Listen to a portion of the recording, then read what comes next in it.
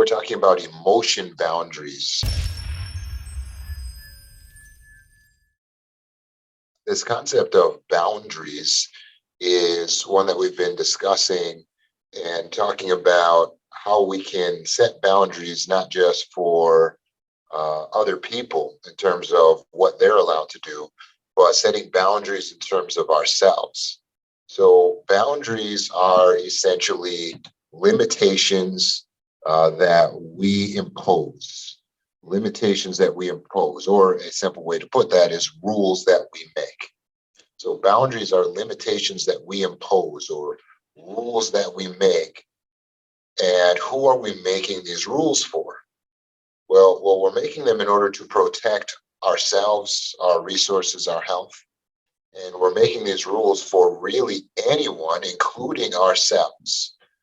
So just like we would set limitations on how much someone could dip into our bank account or have access to our body, that's setting boundaries. We also need to place limitations on ourselves as to how we utilize the money in our bank account and how we utilize our body. So we have to have our own personal boundaries, our own personal limitations that we impose, our own rules that we make up for ourselves that we have to follow. So how are you doing with this? Do you feel like you're a boundaried person, someone who has a good self-control? Oftentimes for trauma survivors, they find themselves trying to manage other people's thoughts, other people's actions, other people's emotions. And they're doing this to protect themselves. Our job is not primarily to manage other people's emotions and to manage other people's thoughts. Our job primarily is to manage our own emotions, to manage our own thoughts, to manage our own actions. And we have to have limitations on what we do, how we act, but also what we think, as we talked about with thought boundaries. Can we set boundaries on how we feel? Are all feelings appropriate? Well, it might be surprising for some to realize that there are actually some feelings, some emotions that are inappropriate. The school of thought that whatever you feel is okay is actually a destructive, unhealthy, inaccurate way of thinking. Whatever you feel is not necessarily okay, just because it may be your feelings. So we need to have boundaries set on what we allow ourselves to feel. And so we'll call these emotion boundaries. So do you have emotion boundaries? What are some feelings that would be inappropriate feelings? Feelings that would not be acceptable? There are certain emotions that we can feel that are simply destructive. There are things that we can feel that are detrimental. There are ways of feeling that are unhealthy and that will just hurt us. And we have to have a boundary on ourselves where we say, no, stop. I'm not going to feel that way. So what are some examples of feelings that would be inappropriate?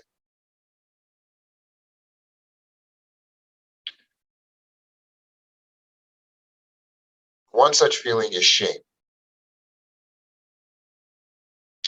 Shame is an inappropriate feeling.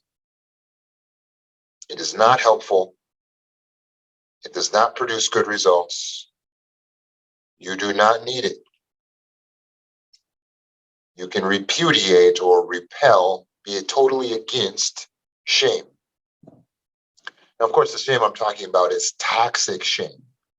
I'm not talking about a healthy level of shame, like the shame that keeps you from acting inappropriate in public, that helps you to behave in a decent manner. We're talking about the shame where you actually are feeling about yourself like you are worthless, or you're feeling about yourself like you are less than, or feeling about yourself that you are defective. This isn't like having a reasonable amount of guilt over something we've done wrong, because guilt would be, I did something wrong, but shame is, I am wrong. Shame is a painful, crushing emotional state.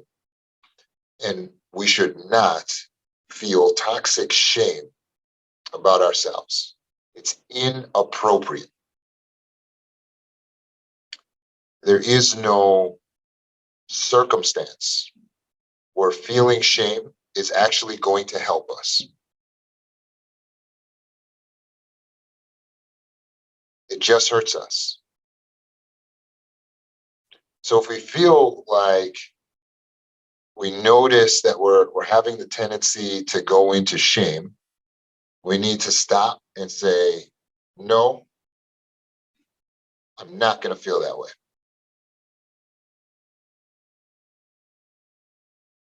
Set the boundary. Just like you would set the boundary on anyone else who would try to do something inappropriate to you, you say, no, stop. You're not going to do that to me. You have to say that to yourself. You feel yourself going into an inappropriate emotion, such as shame. We have to recognize that if we allow ourselves to feel shame, that shame can lead to a host of other mental illnesses, such as depression or low self-worth and low self-esteem. Shame is viewing yourself as inadequate, inferior, not enough. That is a lie. It is a mood state that's based on a false way of thinking. So it's based on false beliefs about the self. And it's fueled by a maladaptive way of thinking. So we have to totally reject shame. It's not helpful for us. It's not good for us.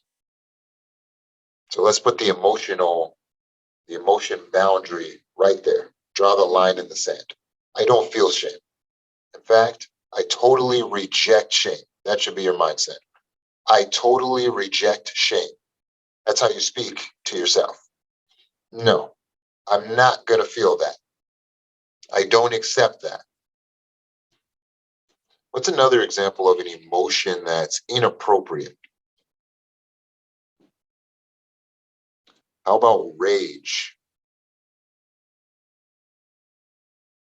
Rage is an inappropriate emotion. We should not allow ourselves to divulge into rage.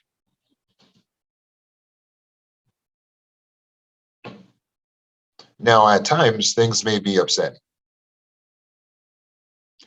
But rage, we're talking anger that just spirals to the point where it's out of control, or worse yet, we are being controlled by the anger. It's not helpful. Many, when they're going through their healing process, when they start to think back to the persons who abused them, they start to feel a sense of anger, and that's normal. But if we keep going down the rabbit hole of thinking about things that people did that violated our values, then it can make us angrier and angrier. And then when we start to allow the anger to guide our emotions, now we're in rage. I'm sorry, to allow the anger to guide our actions, now we're in rage. We have to totally abandon rage. It is not helpful. It is not good. There is hardly ever an appropriate circumstance for it. And although at times it may feel justified, it does not produce good results in your life.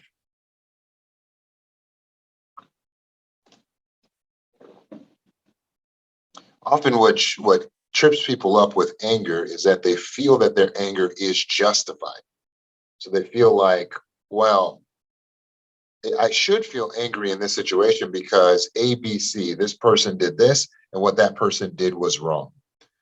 But when it comes to anger, it's not about whether or not the anger is justified. It's about controlling yourself so that you protect your mental health, so that you protect your inner peace. And you're not protecting your inner peace when you allow the anger to well up inside of you and start to control your emotions and your actions. You should not allow anger to control you. It is your responsibility to control yourself and to protect your peace and to protect your mental health. And you do that by abandoning rage. So when we start to feel ourselves getting angry, we have to remind ourselves of this simple fact. Anger is rarely the appropriate response. There is a good use for anger. For instance, anger is an action emotion. It dumps the chemicals into our system like adrenaline that helps us to run faster, punch harder, right? So if you see someone attacking your daughter or your wife, this is a good example of a time to get angry so that we can take action, push that person off, right? So a little bit of anger allows us to fight back, to stand up for ourselves, right? So if we temper the anger so that we have a slow burning determination, we can achieve things with that, right? So there's an appropriate way to utilize the anger. We should not let it digress into rage, where we're now just out of control. We're acting in an inappropriate way where we're going to regret what we're doing, regret what we're saying, potentially hurt someone.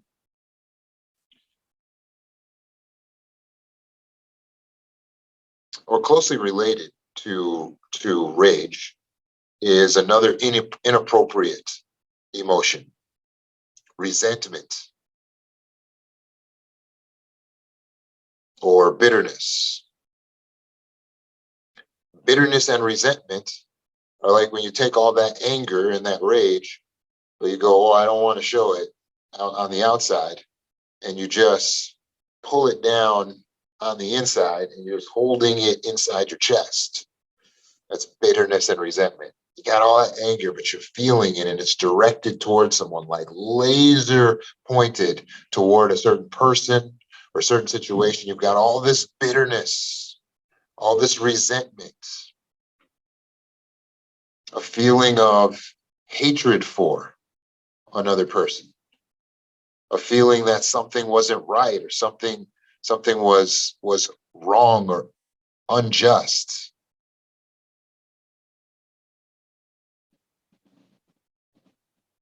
But what good does bitterness do?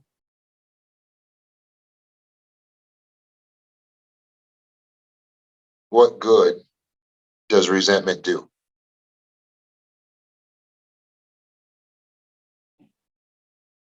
Resentment is really the opposite of forgiveness, right?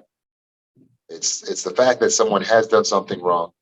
It's the fact that someone has treated us unfairly. A situation has been unjustified, but the way we're choosing to deal with it is to hold on to the unjust feeling, to allow it to pull us into anger by ruminating and thinking about it again and again and again from just that one angle. But holding on to bitterness or resentment is like taking poison and expecting the other person to die. You're not punishing anyone but yourself.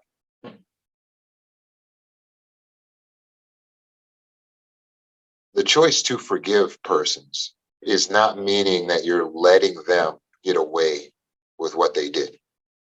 The choice to forgive persons is letting yourself get away from what they did.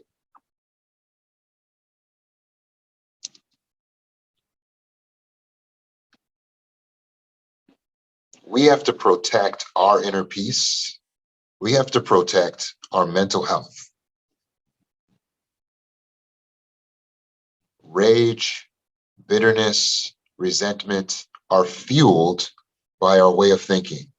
The fact that we keep on thinking about it and we keep on thinking about it and we keep on thinking about it.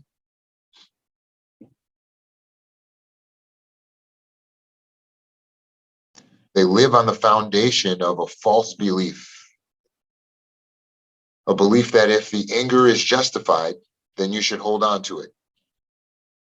Or that somehow justice will come by never letting go of the resentments. Or the false belief that it's your job to punish the persons who did something wrong so that you can get justice. But all of those are false beliefs. It is our job to manage our thoughts, our feelings, to protect our inner peace, our inner calm.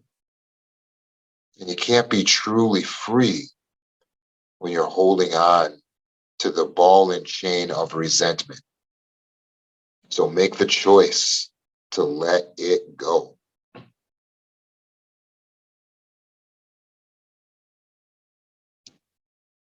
You're too valuable. Your thoughts are too valuable. The space that it takes up in your brain, it's too valuable. Do not simply sell it away to inappropriate emotions such as bitterness, resentment, rage. So what should we do? We have a choice. Rage is a choice. Holding on to resentment is a choice. We are making a choice to do that.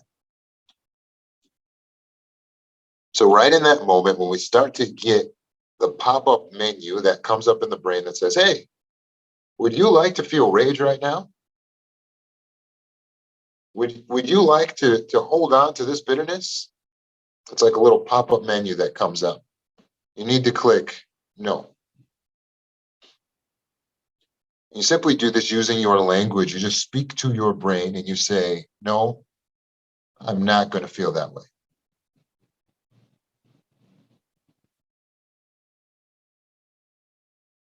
So someone does wrong to you. A loved one cheats on you. Your family lies to you. You can observe what it is they're doing, right? But when we stop, be still, be thoughtful, be observant, be patient, and we're able to see exactly what the person did and what it reveals about their character.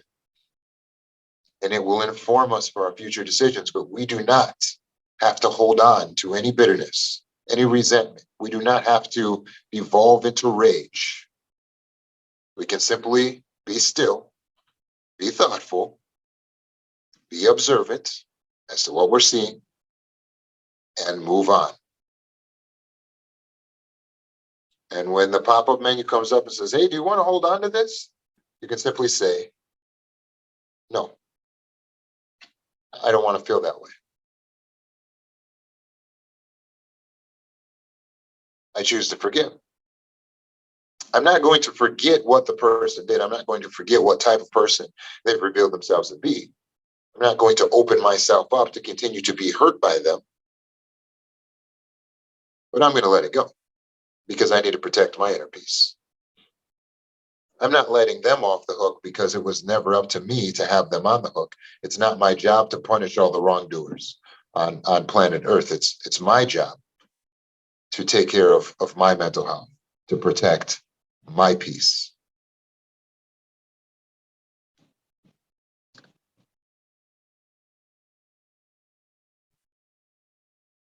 So take that moment to stop. Be still, be thoughtful, be observant, be patient. Oftentimes when we notice that we fell back a little bit on our healing regimen or something that we learned that we weren't going to do and then we did it, we start to feel upset with ourselves and we self-condemn. Self-condemnation is an inappropriate emotion. Draw a line in the sand. No, I'm not going to feel that way. Do not self-condemn. Being angry and bitter and rageful at yourself is also inappropriate. You need to forgive you. You need to forgive yourself as well.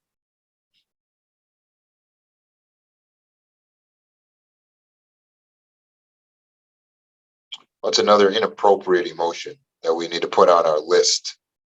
Hope you're making a list, right? Because there's a lot of emotions that are actually inappropriate for us to feel.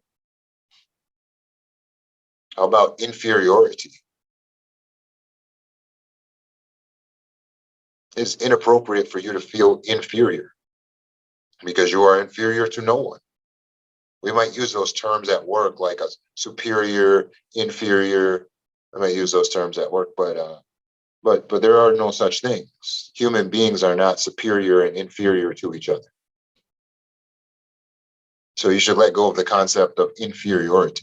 You are not inferior to anyone. Along those lines, superiority.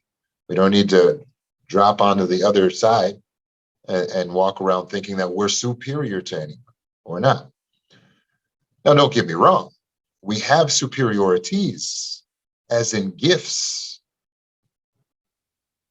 We have certain things that we can do, say, think, that are better than the other people around us, but then we notice what kind of can humble us is to realize they have some things that they can do, say, and think that are better than us too. But that's what makes us equal. They have their gifts, we have ours. So we're not superior, but we're not inferior. Don't ever go around thinking that you're inferior to anyone. What's another emotion that's inappropriate? How about worthlessness? It's based on a false belief. No human can be worthless. Feeling an emotion like that is abusive to the self. Because you would never tell your child, well, you should feel worthless. So don't ever tell yourself that. It's completely inappropriate. It's abusive toward a human being. We were not designed to feel worthless. We were not designed without worth. We were designed with value. We're born into the world with our value, right? Where do you get your value from? You were born valuable. When you think back, no, I had it before that. Before I got my master's degree, I had my value, right? Only before the bachelor's, I still had my value. And before my high school diploma, I still had my value. Where did my value come from? It wasn't when I graduated middle school. Oh, yeah, I've had my value since I was born. So you cannot feel worthless because it contradicts reality. Reality is you were born with your value. You were born valuable. So you need to let your feelings align with reality. So if you start to feel a sense of worthlessness, you must immediately repudiate that feeling and say, no, I'm not going to feel that way. I'm not worthless. If you start to feel a feeling of inferiority, you have to repudiate that feeling and say, no, I'm not going to feel that way. I'm not inferior. It's starting to make sense, these emotion boundaries. It's not okay for us to feel these things. It's not okay. You can't say, well, I just feel what I feel. We've come too far. We now understand that perceptions are what shape the feelings, and we can shape our own perceptions. So you have to decide to fix what you're thinking of, to change the movie that you're playing or the story that you're telling yourself that's making you feel what you're feeling. We spiral into rage and bitterness and resentment because we keep telling ourselves the same story. That wasn't fair. That wasn't fair. That wasn't fair. That wasn't fair. That wasn't fair.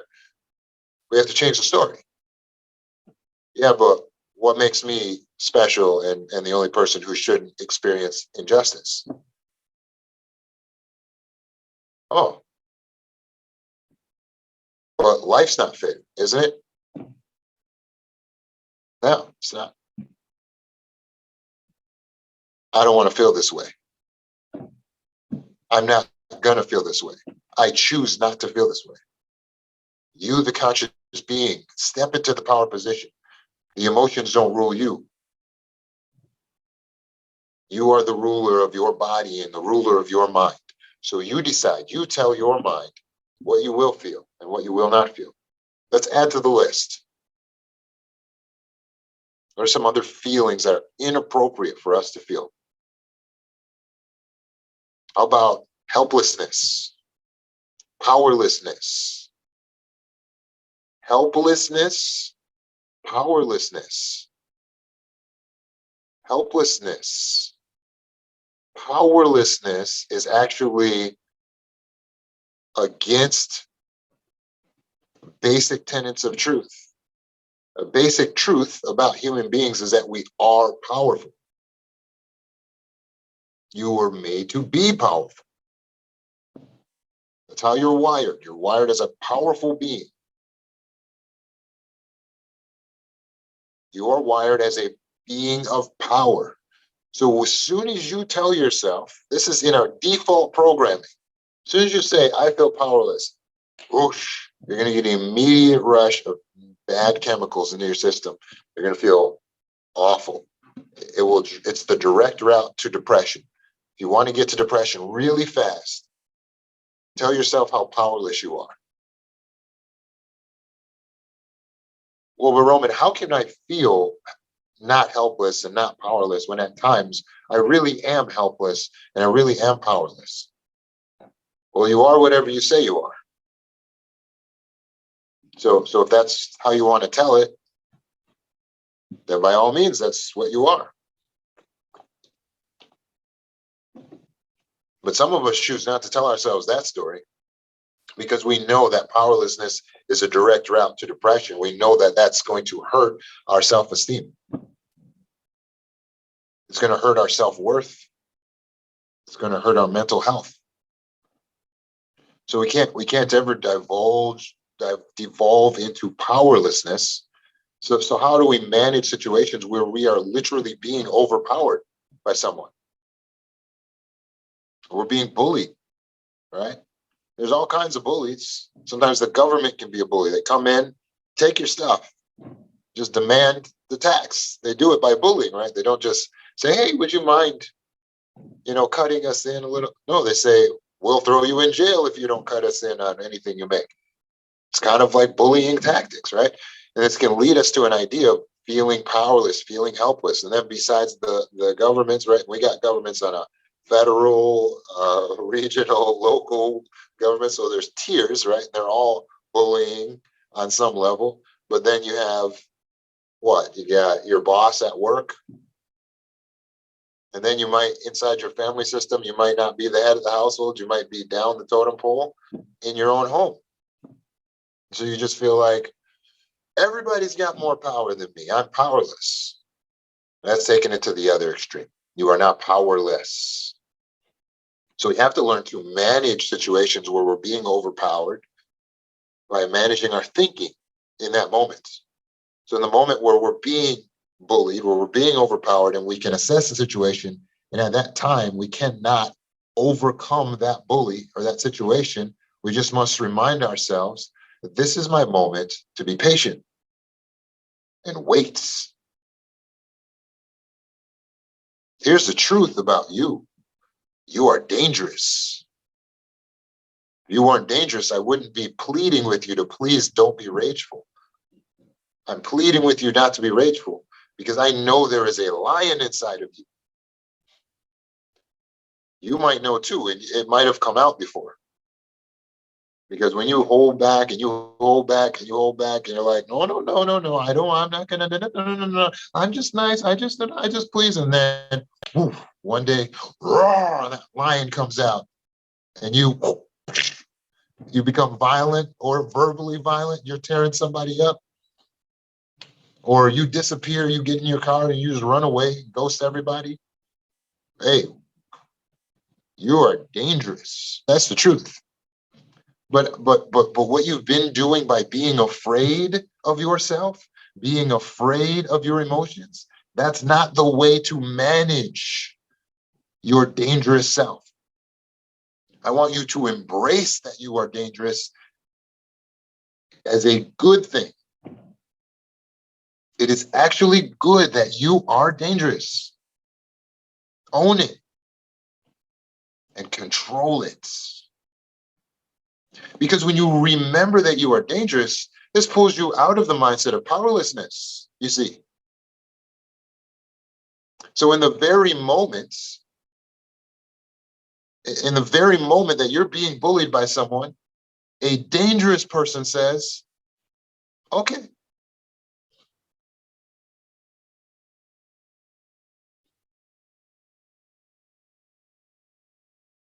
go ahead. A dangerous person does not say, oh, but I'm powerless, I have nothing, I'm helpless, I'm helpless. No, no, no. A dangerous person says, okay, you're getting your moment right now. Go ahead. Because I know I'm dangerous. So the moment when the tide turns in my favor, I'm going to strike swiftly and quickly because I am not powerless. I'm going to do exactly what I need to do to care for myself, to protect myself, to protect my children. Now, am I talking about revenge? Well, no, it's just very simple, right? So take a scenario where you have a husband and the husband is bullying the wife. If a wife is in touch with her dangerousness, her personal power, in the moment that she's being bullied, she may pause and be patient to endure that moment. Endurance. But she says in her brain, she says, okay, okay, I see how this man is. And then when he's out of the house, he's gone, she packs up her stuff, she takes her kids, she moves them to safety. You have personal power. You do the same thing, your boss at work starts bullying you, you just, okay, patience, because you're dangerous. And then one day, it might not be tomorrow, but a couple weeks from now, a couple months from now, you walk in and you have that sweet moment of handing in your 2 weeks notice because you've already found another job, but you didn't say anything to anyone. You kept it to yourself because you're powerful. So don't ever allow yourself to feel powerless. There are moments where we may be getting overpowered by another person, but our power never left. We are still powerful. We just must simply be in our strategic, logical mind about the situation. Strategize to put yourself back into personal advantage.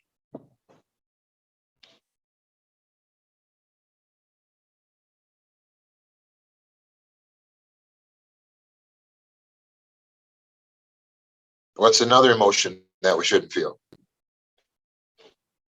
We're already here now, so let's keep going. Maybe you can think of some. How about jealousy? Jealousy is inappropriate because you should never be comparing yourself to someone else only to look at what they have and to devalue what you have because you like something that they have. That's inappropriate. Why are you devaluing what you have and overvaluing what they have? That's just putting your mind into the infinite void of all the things that you do not have. We all have an endless list of things we don't have. Focus on what you have. Jealousy is totally inappropriate. There's not even, with jealousy, there's not even really a good time to actually be jealous, not in the toxic jealousy type way. Along the lines of jealousy, greediness. You should never feel greed. Greed is defined as an intense selfish desire for something.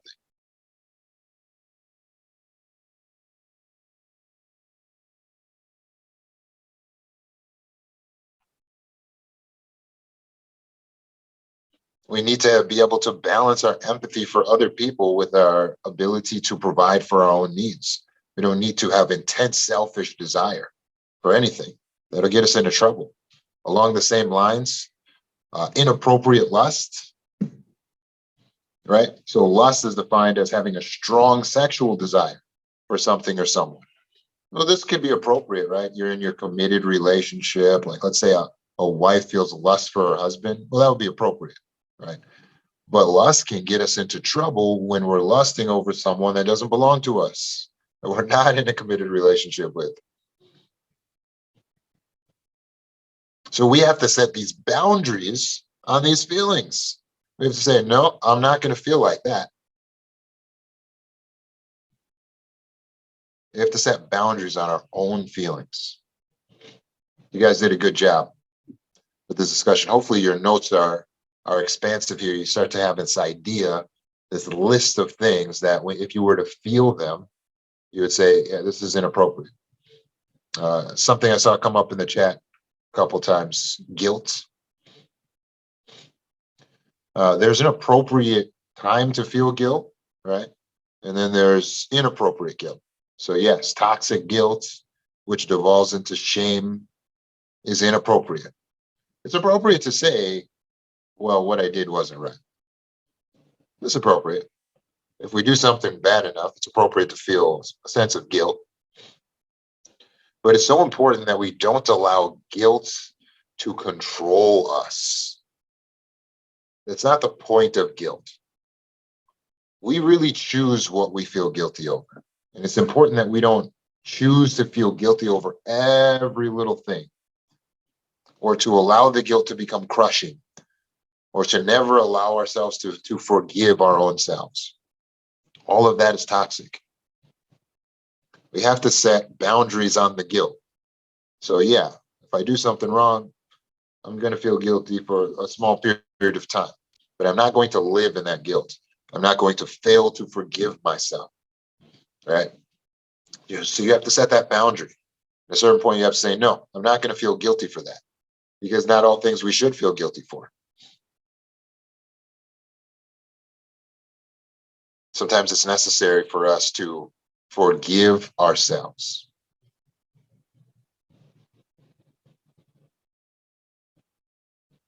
So how can we control our emotions? Speak to yourself and say, no, that's inappropriate. I'm not going to feel that. By changing the energy of the brain, instead of going again and again and again and again, ruminating over the same situation so that we keep feeling the same emotion, switch it. Switch the questions you're asking yourself, switch the statements you're giving yourself, so that you can set a firm boundary and enforce the firm boundary on yourself and your emotions.